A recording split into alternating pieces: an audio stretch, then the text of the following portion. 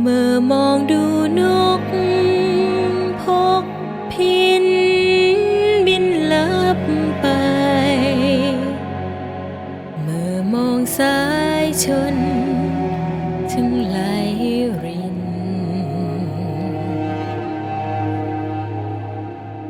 ยามเหงาเราท้อ No differences chemically or so on. We're made from the same thing the horses are made from.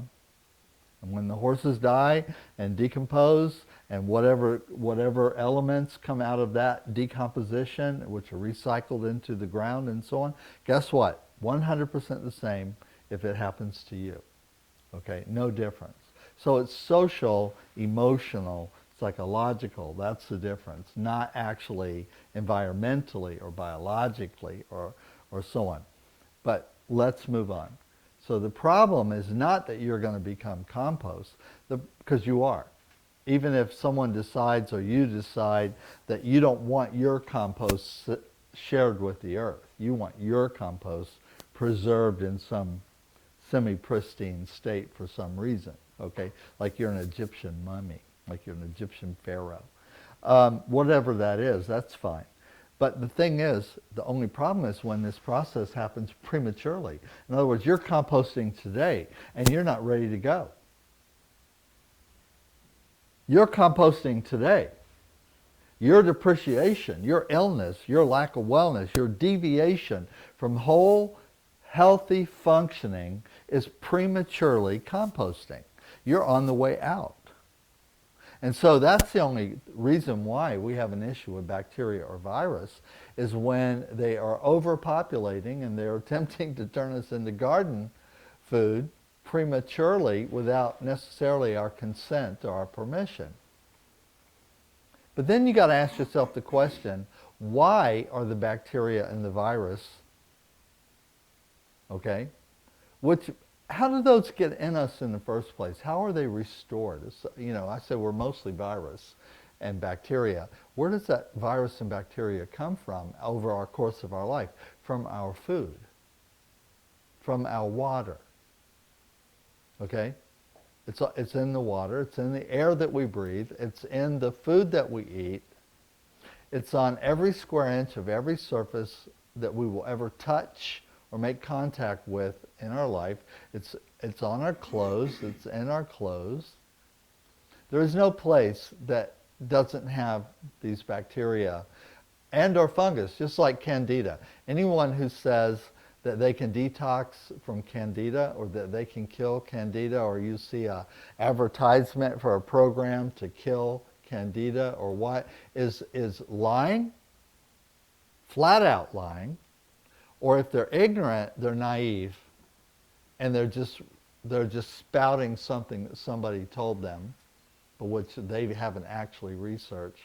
Because if you research candida, you'll find that every square inch of every square surface in the planet that is not vacuum sealed has candida on it. Candida, in the description of what is candida, you'll see this word, this term, ubiquitous. Candida albicans, ubiquitous. All right, what does that word mean? Well, it's a 50-cent word that means everywhere. It means there's no place it's not. So the reason you cannot detox candida is because you are candida. You live in candida.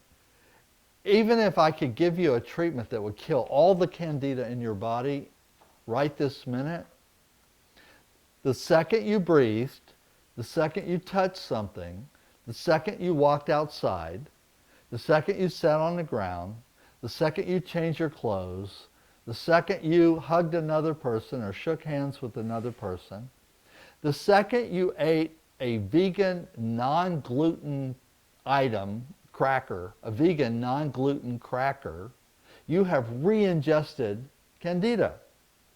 And because we are one of the optimum hosts for candida fungus to grow in, that microculture, we're optimum for that. It immediately, within an hour, begins to bloom and to proliferate and to go about its business of taking over the machine again. So I'm just saying hypothetically, if that was possible, it would only last, your detox would last about a minute. And so you might feel like you have less candida for a couple of hours, a couple of days, a couple of weeks, whatever it is. That's based on your feeling, which is unrelated to your infectious state, by the way, right? Because in its spore stage, candida is only about 10 microns. The spore, candida spore, is only about 10 microns, which is about 1,000 times smaller than you can see with a human eye. So it's not possible for you to see it, not possible for you to feel it, okay? You wouldn't want to be that sensitive. You would not want to be able to feel all the candida in your body. Why? Because there's billions of spores in your body. Right this minute, every one of us. Billions. And you wouldn't want to feel them, would you? Wouldn't that be kind of instantly overwhelming? Right? Problem with candida is a righteous inhabitant, a righteous traveler in the body, because it's ubiquitous. Why is it ubiquitous? Why is it everywhere? Why is it always inside of us? Because candida is the path of least resistance to turn you into compost. It creates acids and other things that can dissolve minerals and take the solid bones in your body and turn them into jello, which can then be absorbed by other creatures. Really small ones like bacteria to really big ones like worms. Like worms. Okay, and other bacteria. Turns you into jello. The only problem with candida is when on Tuesday at 11:30 it decides to turn you into compost. Now I'm not happy. That's called thrush. Now I get it. It's so blooming and the overgrowth might get to a point where you could actually see it. Now you can see it with your naked eye. And if you can see or feel the candida on your tongue or in your eyes or in your vagina or rectum or penis or whatever, all the openings of the body inside the ears, that's where it's trying to escape back into the environment. That's why it comes to the surface of the tongue and the nose and the eyes and the ears and the vagina. It's because it's trying to get out of you now. It's done. It's trying to move on, you know? At that point, we get very uncomfortable, okay? Get very uncomfortable. Because it is now full on committed to turning us into garden material. And so that's when it becomes a problem. So, but what tells the candida to do that? It's not ignorant. It's sentient in the way that all bacteria, all fungus are sentient, okay? That means that it rationally responds to environmental stimulus in predictable ways, okay? What tells the candida to eat you is the dying signals of the cells that are not being replenished by the stem cells. All the alarms going off, many alarms going off. The ship is sinking, like we're flooding and there's a fire and the hatches are open and the lifeboats are leaving the boat and the boat is sinking and the candida is like, well, but even an empty sunken boat, it still has usable material. It's made out of steel. We can actually take that sunken boat and we can salvage it. And we can make some good out of it. We can make other boats out of the sunken boat. So the signals and what are these signals? They are pH, changes in pH. When you become more acidic than alkaline in the milieu of your body and you stay that way too long, that is a chemical signal that tells things like the candida, it's time to start the compost, to turn the compost. It's time to get the compost ready. Get the pitchfork out. Find a place where we're going to put this pile of compost and let's start preparing the compost. You know, like you prepare compost. Like the compost out here, the way I prepared it was I took a bunch of trees and I ran them through a high velocity chipper. And I broke trees that were this big around up into bits that are this big. so that the bacteria could get better access to it. Right? That's how I made these piles. I actually paid for someone to bring a vernier chipper, a big one, like the big 4200, and a big truck here, and then leave it for a couple of days, and we took, the trees, I've done it 3 times, and we take trees that are 70 feet high and turn them into a pile of chips that's 8 feet high. Okay? A tree 70 foot high makes a pile about 8 foot high once you chip up the whole thing. And then if I leave that and turn it occasionally, by nature and bacteria and fungus and so on, it will turn into loam, really rich dirt, which now we can use everywhere. And we do. Now we use it everywhere, okay? But that's good. But if that happens without my permission ahead of time, I need those trees to build a house with, and they rot and turn into compost. Well, that's not good. That's not going to work. And you start turning into compost, you're walking compost. What tells the organisms to eat you, to break you down, to turn you into food for the worms, is pH, change, long-term, chronic, continuous, aberrant pH in your body. That's number one. Chronic dehydration can be a trigger. But you know what the most important trigger is? Stress. Stress. Because when are animals generally most in stress? When they're about to die. Generally speaking, that's when most of God's creatures have the highest experience of stress, is when they are about to die. Okay? That stress is a mental thing, it's an attitude thing, it's a pH thing, it has a pH counterpart. Okay? I can change your pH by scaring you. I just scare you. Literally, the pH in your whole body will change for a period of time. I can change your pH by insulting or assaulting you. In other words, without provocation, if I just walked up and kicked you in the head and knocked you down and broke your nose, actually the pH instantly changes in your body and stays that way proportional to the injury, the insult, for 4 hours to 4 days. From one insult, from one assault, one insult. And while that pH is changed, it flips and goes acidic, okay? You're now susceptible to bacterial, viral, and fungal infection. So you can get hurt in a car wreck, and then within about 4 days you can have a flu, or a cold, or a migraine headache, or you can have, which are unrelated to the accident. These are not side effects of the accident. These are things that happen because your immune system stopped functioning, your you became acidic pH violently and quickly, and you have a bloom, a proliferation of virus, fungus, and bacteria, and then you have the symptoms of that. That's the biggest argument to not wait when you're injured or traumatized to start therapy. You want to start immediately. Immediately. Don't wait. Don't wait a week. I was in a car wreck a week ago. I'm going to start my physical therapy in a week.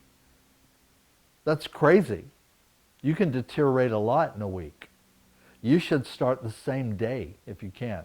Unfortunately, most people don't know someone they trust enough that they could call up like their chiropractor or their naturopath or their acupuncture doctor the same day they're in the car wreck and say, I was in a car wreck an hour ago, can I come and get a treatment? Because you should go from the emergency room to the chiropractor or to the acupuncture doctor or to the naturopath or homeopath without delay. You should go immediately. Don't go home and rest.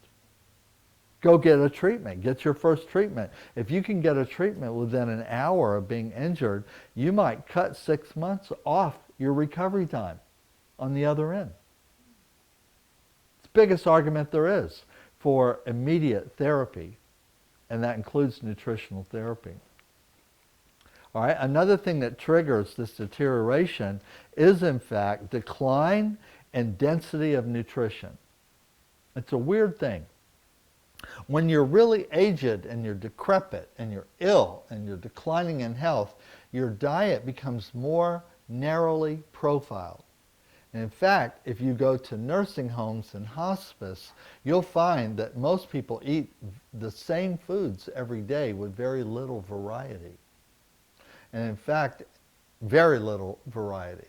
And even if they're like in a nursing home, they might give them more choices, right? But they won't pick all the choices, and they won't eat all different foods every day. They'll pick the thing they like, and they'll eat that. They'll eat that. If they eat fruit, they'll eat an apple. But they won't eat bananas, grapes, dragon fruit, rambutans, long-ons, mangosteen. They won't eat all those things. They'll just eat an apple. Okay? So the nutritional profile, varietal nutritional profile, as you get older and more decrepit, becomes narrow and narrow and narrow and narrow. And because your nutritional profile is becoming narrow, you become chronically malnourished. You become chronically malnourished, and you also then begin to have what we call gut dysbiosis, which is more narrow bacterial profile in your gut from the nose to your anus. It's like 50 different varieties of bacteria that you need from your nose to your anus and on the surface of your skin to be healthy. Now, the only way you get most of those is through your food. So if you don't get that variety of bacteria, pre and probiotics, from what you're eating, you become deficient in one or more strains of symbiotic bacteria that you need to be perfectly healthy. And we call that a disorder, and in natural medicine especially, we talk about this, called gut dysbiosis. Called gut dysbiosis. It means there's a missing bacteria from your gut. Or what happens is with GMO foods, because they have genetically modified bacteria, they take over the place of the normal healthy bacteria that should be there, and they overpopulate and push out the healthy bacteria. So you have tons of bacteria, you just have the wrong ones. And the only way to displace the GMO pathologic gut bacteria is to overburden with the proper healthy bacteria, so that there's an overpopulation of the healthy bacteria over time can push the GMO bacteria out, just like the GMO bacteria pushed the healthy bacteria out in the first place. So you got to use the same strategy, right?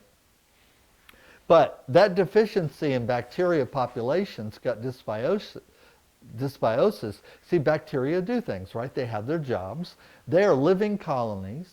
They produce radio, they produce magnetic frequencies, they produce bioelectricity. Do you know that one of the state-of-the-art research into batteries is to make batteries that are entirely powered by bacteria?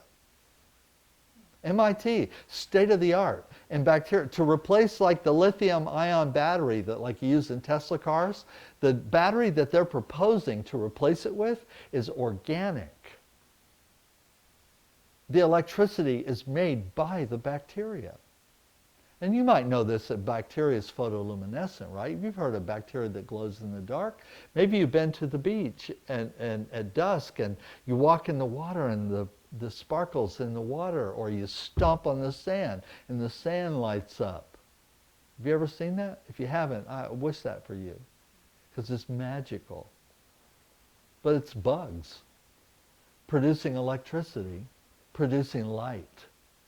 Well, smart guys 30 years ago said, you know what if we get a bunch of those bugs in one spot? Give them the optimum environment, optimum nutrient, and get them to produce light. Well, guess what that light is? That's called psyllium. And that's a light stick where you can break a stick and it will glow green or white or blue or red, and it will glow sometimes for 24 hours.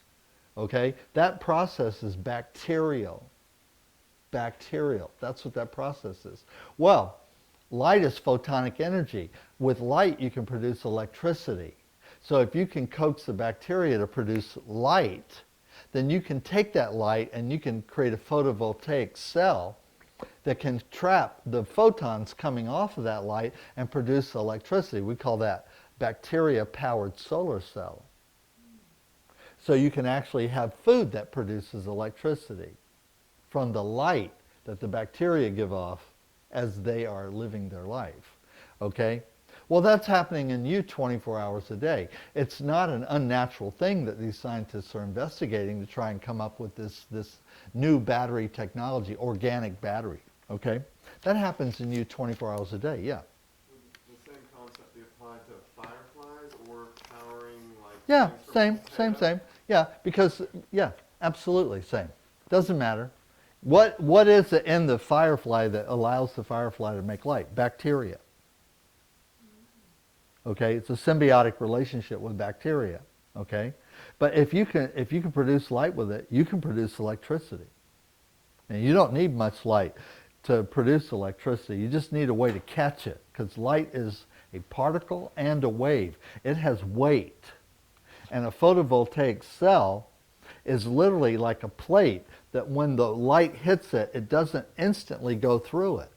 There's a little resistance as it hits the photovoltaic cell, and that resistance creates an ionic discharge, which is then funneled to a capacitor, which then captures enough. When it gets enough of the electricity, it can move it on.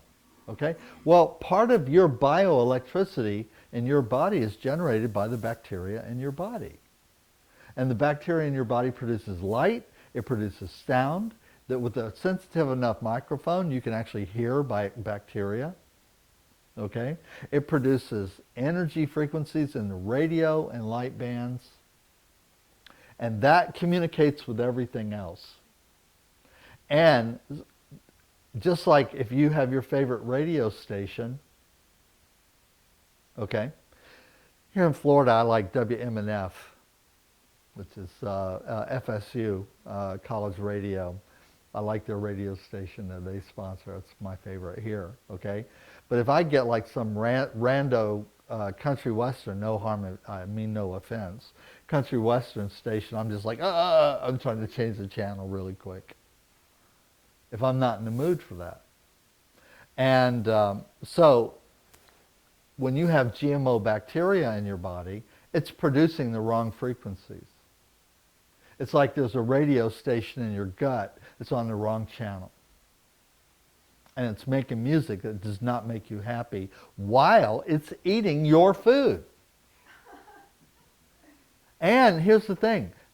Bt bacteria, genetically modified bacteria from GMOs, your healthy bacteria like lactobacillus, okay, acidophilus, the poop from the acidophilus is a nutrient for you. You can't live without it. The poo. It eats enzymes and turns it into poo, which are precursors to hormones. And so the organs in your body that make hormones use those precursors, which are manufactured by bacteria. They're the waste products of the bacteria. Now go to GMO bacteria. The waste products are toxic and are not used by the body because they are unnatural and have never been part of our biology. So the waste products from the BT bacteria from GMOs is not used by the body to produce hormones.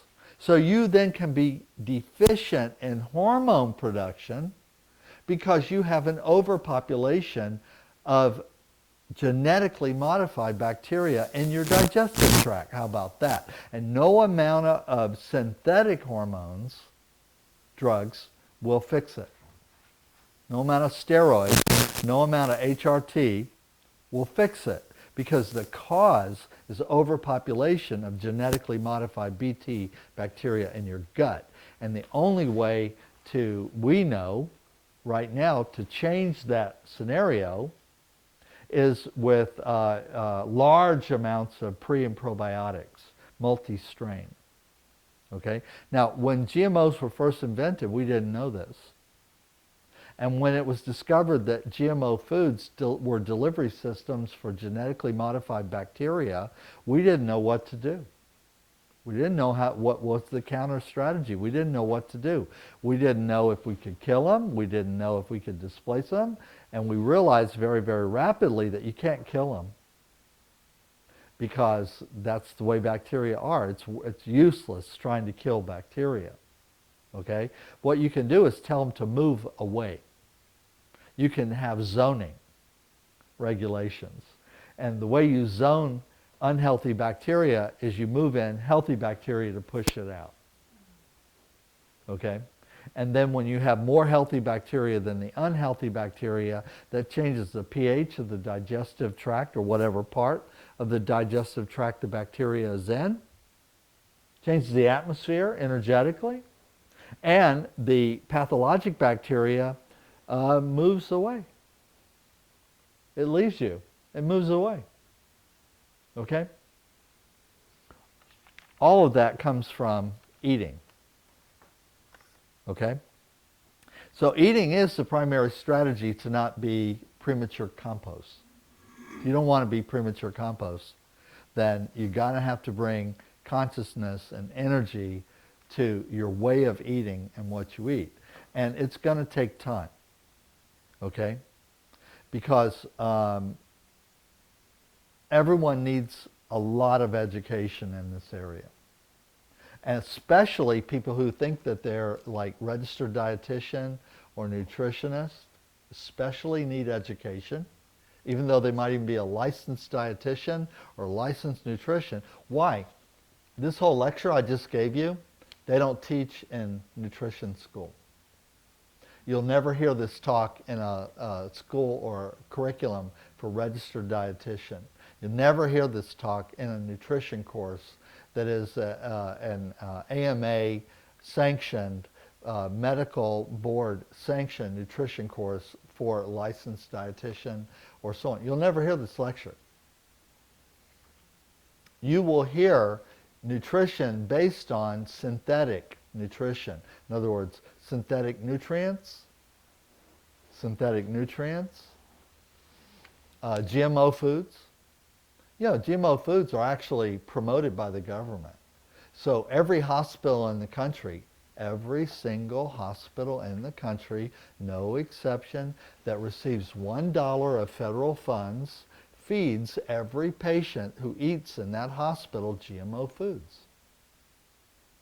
Because the federal government promotes GMOs the same way they promote emergency use authorizations for vaccines. They're unproven, they're untested, they're not scientific, they haven't been proven to work, and yet they mandate them for everyone.